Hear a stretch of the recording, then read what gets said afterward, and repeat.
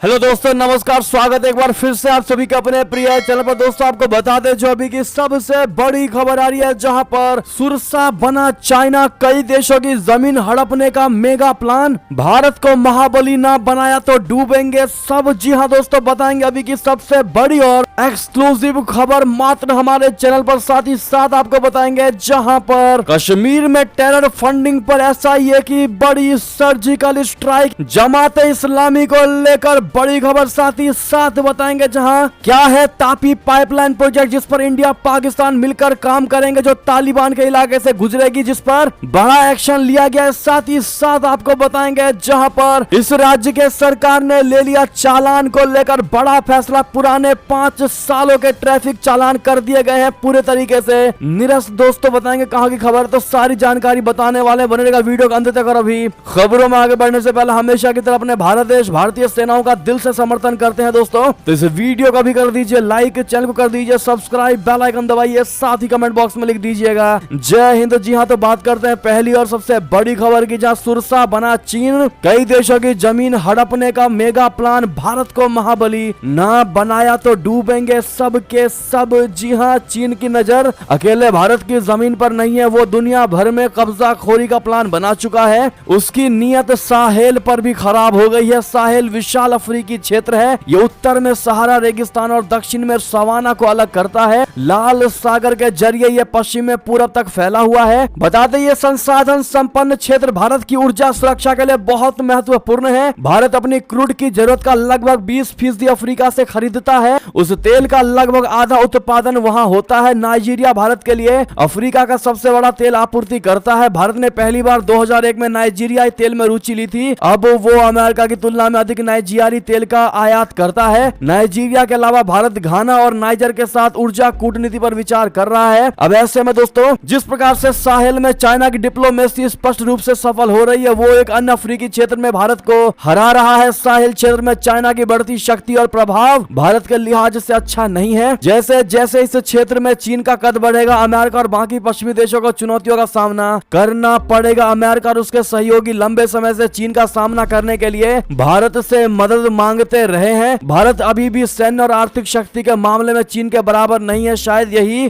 कारण है कि भारत इस क्षेत्र में चीन के प्रति नरम है। अंतरराष्ट्रीय समुदाय को इस क्षेत्र में और ज्यादा सक्रिय होने और चीन को काउंटर बैलेंस के लिए भारत का समर्थन करना होगा। अब ऐसे में दोस्तों, एक ही सबसे बड़ा उपाय है, और वो उपाय ये है कि अगर भारत को महाबली नहीं बनाया गया तो एक साथ सारे के सारे देश डूबेंगे। जी हाँ, इस पर दोस्तों आप क्या सुझाव देना चाहेंगे, कमेंट में जरूर बताइएगा। साथ ही साथ आपको बता दें, इतना ही नहीं, चाइना की रक्षा के लिए सीमा पर फौलाद बन जाओ। जी हाँ, शी जिनपिंग ने PLA सैनिकों से की है ये अपील। बता दे बड़ी खबर, आज की चाइना के राष्ट्रपति शी जिनपिंग ने सीमा पर तैनात अपने सैनिकों से आह्वान किया है कि वे सीमा रक्षा और नियंत्रण में अपनी क्षमताओं को बढ़ाकर देश की सरहदों पर फौलादी ताकत बनाएं। सरकारी मीडिया ने शुक्रवार को यह जानकारी दी। चीन की सत्तारूढ़ कम्युनिस्ट पार्टी और पीपुल्स लिबरेशन आर्मी की शीर्ष कमान केंद्रीय सैन्य आयोग यानी CMC के प्रमुख शी ने बुधवार को आंतरिक मंगोलिया स्वायत्त क्षेत्र में सीमा प्रबंधन और नियंत्रण का जायजा लेने के लिए दौरा किया। अब ऐसे में दोस्तों, जिस प्रकार से शी जिनपिंग अपने PLA यानी चीनी सैनिकों को ये अपील कह रहे हैं दोस्तों कि चीन की रक्षा के लिए सीमा पर फौलाद बन जाए, यहाँ तक तो चीजें ठीक है, लेकिन जब उनको ये सिखाया जाता है कि बेफुजूल आप दूसरे देशों को परेशान करें, बिना कारण उनके आंतरिक क्षेत्र में घुसे, जो कि बहुत गलत करता है चाइना दोस्तों। ऐसे में भारत ने उसको बार बार जवाब भी दिया है, और अब चाइना को पता भी चल चुका है कि भारतीय सेना वाकई में मजबूत सेना है। चलता अगली खबर की तरफ, जहां पर कश्मीर में टेरर फंडिंग पर SIA की सर्जिकल स्ट्राइक, 125 प्रॉपर्टी अटैच, जिसमें कई जमाते इस्लामी की। जी हाँ दोस्तों, जम्मू एवं कश्मीर में राज्य जांच एजेंसी यानी SIA ने टेरर फंडिंग के खिलाफ बड़ी संख्या में कार्रवाई करते हुए जमाते इस्लामी की कई प्रॉपर्टी को जब्त कर लिया है। रिपोर्ट्स के मुताबिक SIA ने कुल मिलाकर 125 प्रॉपर्टी जब्त की है, जिनमें से जमात की अकेले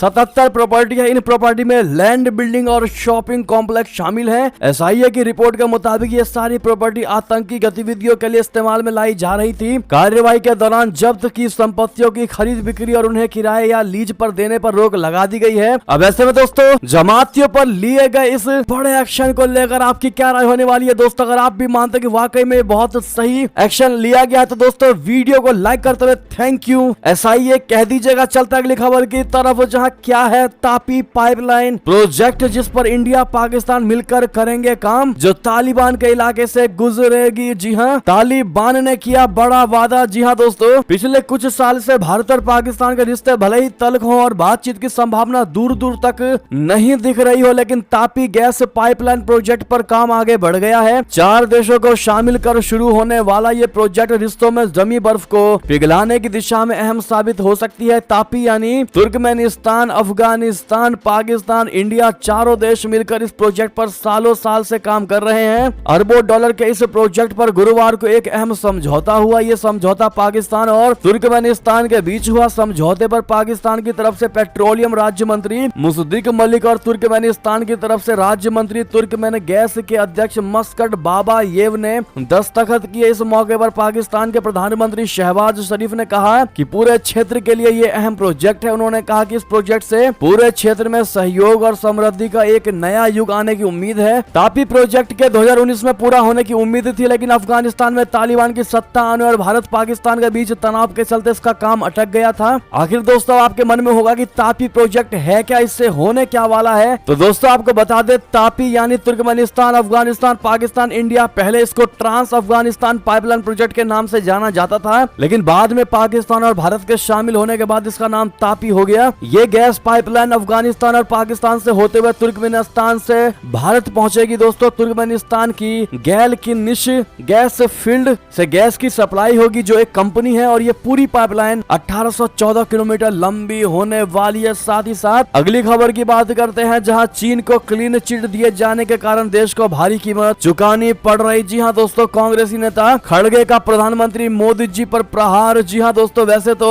विपक्ष का काम ही होता है सत्ता में बैठी सरकार को और उसका विरोध करना, लेकिन दोस्तों यहाँ कुछ ज्यादा ही विरोध होता नजर आ रहा है। आपको बता दें, कांग्रेसी अध्यक्ष मल्लिकार्जुन खड़गे ने उत्तराखंड में वास्तविक नियंत्रण रेखा यानी एलएसी के निकट चीन द्वारा निर्माण कार्य किए जाने संबंधी खबर को लेकर शुक्रवार को प्रधानमंत्री मोदी पर निशाना साधा और कहा कि चीन का मुकाबला एकजुट होकर रणनीतिक तौर पर किया जाना चाहिए। उन्होंने उत्तराखंड में एलएसी से लगे इलाकों में चीन द्वारा कथित तौर पर निर्माण कार्य किए जाने की उपग्रह से ली गई कुछ तस्वीरें ट्विटर पर साझा की और आरोप लगाया कि प्रधानमंत्री मोदी द्वारा चीन को क्लीन चिट दिए जाने के कारण देश को भारी कीमत चुकानी पड़ रही है। उन्होंने ट्वीट किया कि अब उत्तराखंड में वास्तविक नियंत्रण रेखा पर चाइना के निर्माण कार्य करने से हमारी भूभागीय अखंडता पर अतिक्रमण किया जा रहा है। प्रधानमंत्री मोदी द्वारा चीन को क्लीन चिट दिए जाने की देश भारी कीमत चुका रहा है। चीन का मुकाबला मिलकर रणनीतिक रूप से करना चाहिए, न कि शेखी बघार कर। उल्लेखनीय है कि भारत ने पूर्वी लद्दाख में सीमा पर स्थिति सामान्य न होने तक चीन के साथ संबंधों के सामान्य होने की बात को निराधार करार देते हुए बृहस्पतिवार को कहा कि सीमावर्ती क्षेत्रों में अमन और शांति होने पर ही बीजिंग के साथ संबंधों में प्रगति हो सकती है। दोस्तों किसी और नहीं बल्कि खुद विदेश मंत्री जयशंकर जी ने यह बयान दिया था और चाइना को दो टूक जवाब दिया था। उसके बावजूद भी दोस्तों विपक्ष केंद्र सरकार को घेरने की कोशिश कर रहा है, मोदी पर प्रहार किया जा रहा है। ऐसे में दोस्तों आप लोग क्या जवाब देना चाहेंगे विपक्ष के इन बातों का, जो जानकर भी अनजान बन करके बयान देने की कोशिश कर रहा है? बहरहाल दोस्तों इस वीडियो को जितना ज्यादा हो सके शेयर कर दीजिएगा व्हाट्सएप, फेसबुक पर हमेशा की तरह, ताकि हर कोई अपनी राय रख सके। चलते हैं अगली खबर की तरफ, जहां नेवातिम में भारतीय यहूदी समुदाय ने रखी कल्चरल सेंटर की नींव। नेतन्याहू को याद आया पीएम मोदी जी का इजरायली दौरा। जी हां, इजरायल के राष्ट्रपति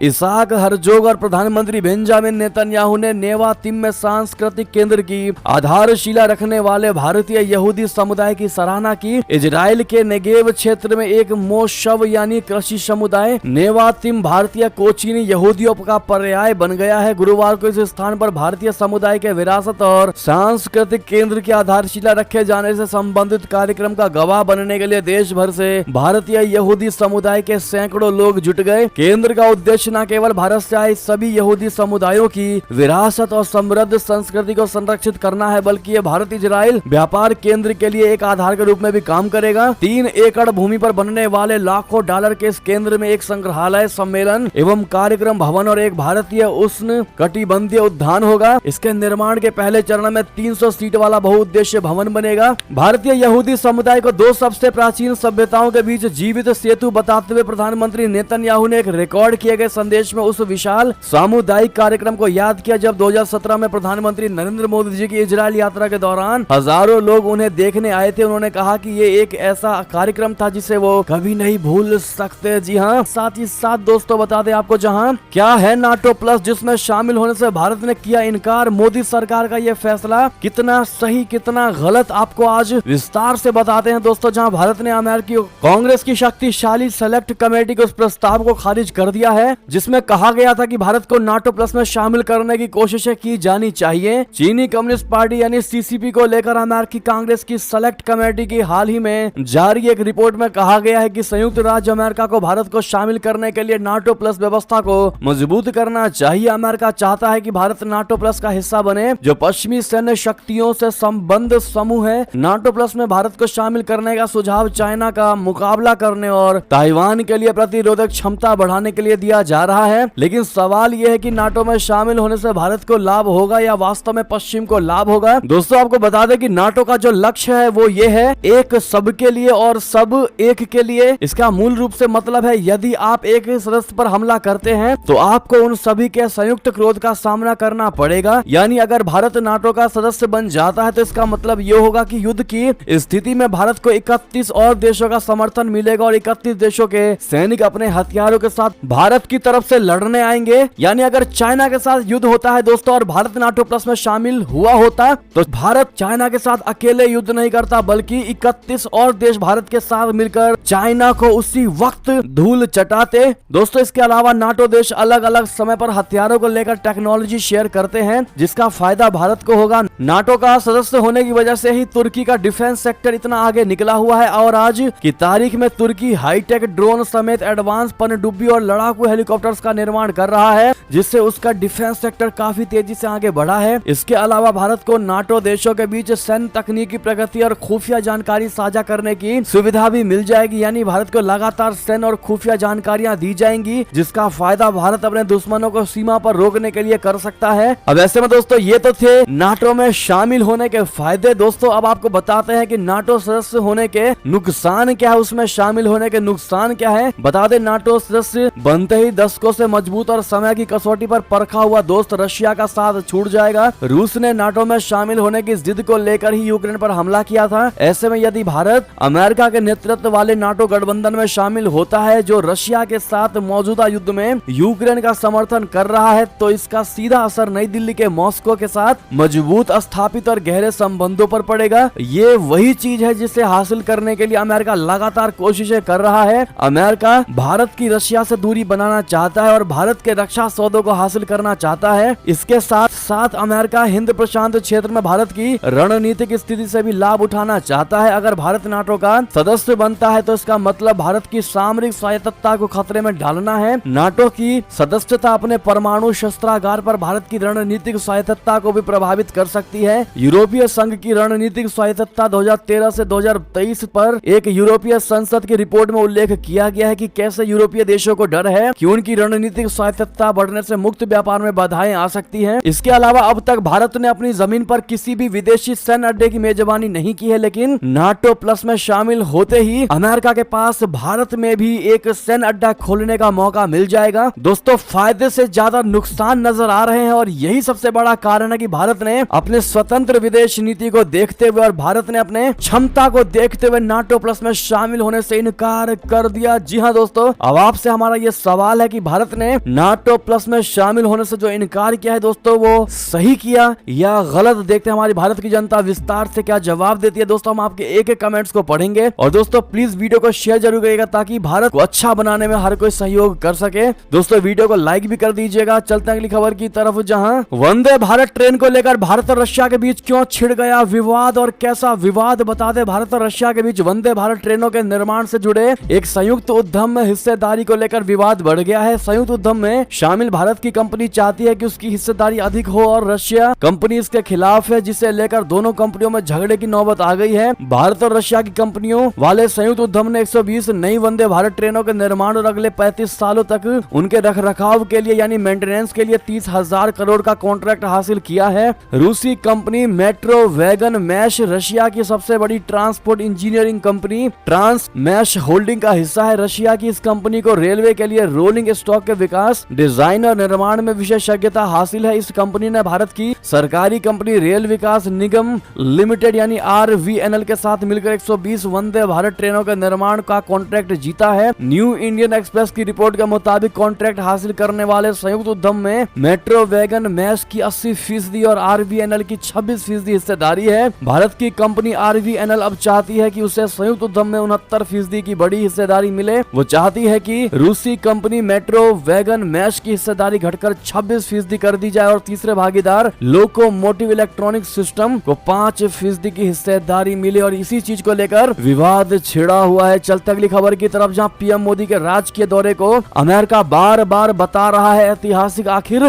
जो बाइडेन प्रशासन को भारत से इतनी उम्मीदें क्यों है? बहुत बड़ा सवाल दोस्तों, बहुत बड़ी खबर। भारत के प्रधानमंत्री नरेंद्र मोदी जी इस महीने अमेरिका के राजकीय दौरे पर जाने वाले हैं, आप सभी जानते हैं दोस्तों, जिससे अमेरिका बार बार ऐतिहासिक बता रहा है। जबकि इससे पहले भी कई बार प्रधानमंत्री नरेंद्र मोदी जी अमेरिका जा चुके हैं, लेकिन इस बार ऐसा क्या खास हो रहा है? इस बार अमेरिका भारत को लेकर ऐसा क्या खास कर रहा है दोस्तों? या इस बार पीएम मोदी जी के अमेरिका जाने पर ऐसा क्या हो जाएगा जो अमेरिका बार बार मोदी जी के इस यात्रा से पहले ही इस यात्रा को ऐतिहासिक बता रहा है? प्रधानमंत्री नरेंद्र मोदी का यह दौरा वास्तव में इसलिए भी ऐतिहासिक है क्योंकि पीएम मोदी जी विश्व के उन चुनिंदा नेताओं में शुमार हो जाएंगे जिन्होंने अमेरिकी कांग्रेस को दो बार संबोधित किया है। लेकिन जो बाइडेन प्रशासन को पीएम मोदी के दौरे से कई सारी उम्मीदें हैं। पेंटागन के शीर्ष अधिकारी एली रेटनर, जो पेंटागन के इंडो पैसिफिक के प्रभारी हैं, उन्होंने पीएम मोदी की यात्रा से पहले कहा है कि प्रधानमंत्री नरेंद्र मोदी की संयुक्त राज्य अमेरिका यानी यूएस की राजकीय यात्रा भारत अमेरिका रक्षा संबंधों में नए मानदंड स्थापित करेगी और भारत अमेरिका यानी दोनों देशों को सह उत्पादन और सह विकास के मुद्दों पर अभूतपूर्व तरीकों से करीब लाएगी। साथ ही साथ अगली खबर बता दें, जहां बदहाली के बावजूद भी पाकिस्तान ने पेश किया 14,46,000 करोड़ का बजट। बदहाली के बावजूद बढ़ाया रक्षा पर खर्च। जी हां, पाकिस्तान के वित्त मंत्री इशाक डार ने शुक्रवार को वित्तीय वर्ष 2023-24 के लिए 14,46,000 करोड़ रुपए का बजट पेश किया है। इस बजट में आवाम पर कोई भी नया टैक्स नहीं लगाया गया है। वित्त मंत्री ने उम्मीद की है कि नए वित्तीय बजट में पाकिस्तान की विकास दर 3.5% रहेगी। पाकिस्तान इस वक्त गंभीर आर्थिक संकट का सामना कर रहा है। इसके बावजूद पाकिस्तान सरकार ने 3 साल में पहली बार रक्षा बजट को बढ़ाया है। पाकिस्तान ने IMF के साथ बजट को शेयर किया है। पाकिस्तानी वित्त मंत्री ने दावा किया है कि IMF को पाकिस्तान के नए बजट पर कोई आपत्ति नहीं है। उन्होंने कहा है कि नया बजट IMF के प्रोग्राम की जरूरतों के अनुरूप है। ये पाकिस्तान डेमोक्रेटिक मूवमेंट के नेतृत्व वाली सरकार का दूसरा बजट है। इससे पहले मिफ्ता इस्माइल ने पिछले साल पहला बजट पेश किया था। साथ ही साथ एक और खबर बता दें, जहां क्या चीन कराएगा इजराइल से समझौता? बीजिंग जा रहे फिलिस्तीन के राष्ट्रपति। जी हां, ईरान और सऊदी अरब में दोस्ती कराने के बाद चाइना अब सदी के सबसे बड़े विवादों में से एक को सुलझाने की इच्छा जता रहा है। हाल ही में चाइना ने इजराइल फिलिस्तीनी के बीच समझौता कराने के लिए मध्यस्थता की पेशकश की थी। अब बीजिंग द्वारा इजराइल फिलिस्तीनी शांति वार्ता को सुविधाजनक बनाने में मदद करने की इच्छा व्यक्त करने के बाद फिलिस्तीनी राष्ट्रपति महमूद अब्बास अगले सप्ताह चीन की राजकीय यात्रा करेंगे। चीन के विदेश मंत्रालय की प्रवक्ता हुआ चुनिंग ने शुक्रवार को कहा कि राष्ट्रपति शी जिनपिंग के निमंत्रण पर फिलिस्तीन के राष्ट्रपति महमूद अब्बास 13 से 16 जून तक चीन की राजकीय यात्रा करेंगे। साथ ही साथ दोस्तों अगली खबर बता दें आपको, जहां भाजपा नेता गिरिराज सिंह का ओवैसी पर बहुत बड़ा हमला। कहा नाथुराम गोडसे को भारत का सपूत बताया। जी हां, केंद्रीय मंत्री और भारतीय जनता पार्टी के दिग्गज नेता गिरिराज सिंह ने नाथुराम गोडसे को भारत का सपूत बता दिया है। उन्होंने कहा कि अगर गांधी के हत्यारा हैं तो गोडसे भारत के सपूत भी हैं। वो भारत में ही पैदा हुए थे और वो औरंगजेब और बाबर की तरह आक्रांता नहीं है। गिरिराज सिंह ने ओवैसी पर जमकर निशाना भी साधा। दरअसल गिरिराज सिंह 2 दिवसीय दौरे पर छत्तीसगढ़ गए हैं। बस्तर के दंतेवाड़ा में पत्रकारों से बात करते हुए भाजपा नेता ने कहा कि जो लोग खुद को बाबर और औरंगजेब की संतान कहलाने में खुशी महसूस करते हैं वे भारत माता के सच्चे सपूत नहीं हो सकते।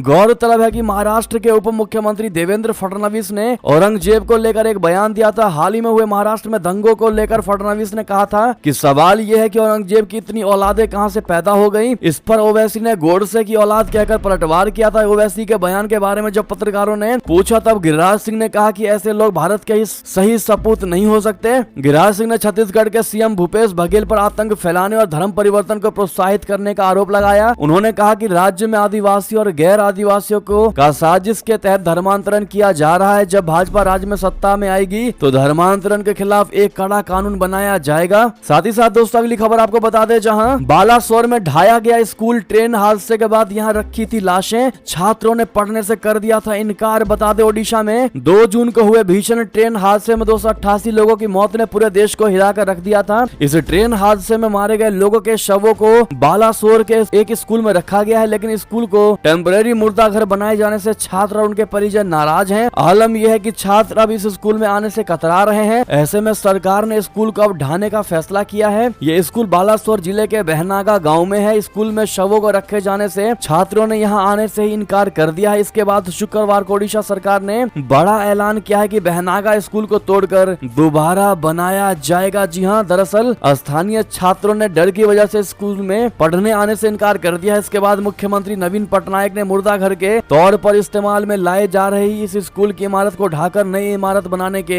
निर्देश दे दिए हैं। साथ ही साथ एक और खबर बता दें, जहां योगी सरकार का बहुत बड़ा फैसला, 5 साल पुराने ट्रैफिक चालान किए निरस्त गाड़ी मालिकों को बड़ी राहत। जी हाँ, योगी सरकार ने प्रदेश में लंबे समय से वाहन चालान का भुगतान न करने वाले मालिकों को बहुत बड़ी राहत दी है। राज्य सरकार ने प्राइवेट और कमर्शियल वाहन मालिकों को राहत देते हुए सभी चालान निरस्त कर दिए हैं। योगी सरकार के इस फैसले से यूपी में उन लाखों वाहन मालिकों ने राहत की सांस ली है जिनके पिछले सालों में ट्रैफिक नियमों के उल्लंघन में चालान किए गए, लेकिन मालिकों द्वारा चालान का भुगतान नहीं किया गया। राज्य सरकार के फैसले के मुताबिक 1 जनवरी 2017 से 31 दिसंबर 2021 तक ट्रैफिक नियमों के उल्लंघन में काटे गए चालान निरस्त कर दिए गए हैं। चालान से संबंधित अदालतों में लंबित मामलों पर भी सरकार का ये निरस्तीकरण का आदेश लागू हुआ है। उत्तर प्रदेश परिवहन निगम के आदेश में बताया गया है कि चालान को लेकर अदालतों में लंबित सभी मामलों की लिस्ट प्राप्त कर इन चालानों को निगम के पोर्टल से डिलीट कर दिए जाएंगे। उत्तर प्रदेश परिवहन आयुक्त चंद्रभूषण सिंह ने भी सभी संभागीय परिवहन अधिकारियों को विभागीय पोर्टल से चालानों को डिलीट करने के निर्देश दे दिए हैं। मालूम हो कि अदालतों में लंबित पुराने चालान को निरस्त करने को लेकर नोएडा में किसान लगातार धरना दे रहे थे। ऐसे में दोस्तों कितने भाई बहन जो इस खबर को यहाँ उत्तर प्रदेश से देख रहे हैं, कमेंट में लिखकर जरूर बताइएगा, क्योंकि उनको बड़ा फायदा होने वाला है अगर चालान होगा तो। साथ ही साथ दोस्तों ये थी अब तक की सारी बड़ी खबरें। आपको हमारी खबर कैसी लगी? आशा करता हूँ बहुत अच्छी लगी होगी। अगर थोड़ी भी अच्छी लगी तो इस वीडियो को अभी अपने दोस्तों में, भाइयों में, बहनों में शेयर कर दीजिए दोस्तों, और वीडियो को लाइक करके चैनल को सब्सक्राइब करके बेल आइकन दबा के कमेंट में जय हिंद जय भारत जरूर कह दीजिएगा। और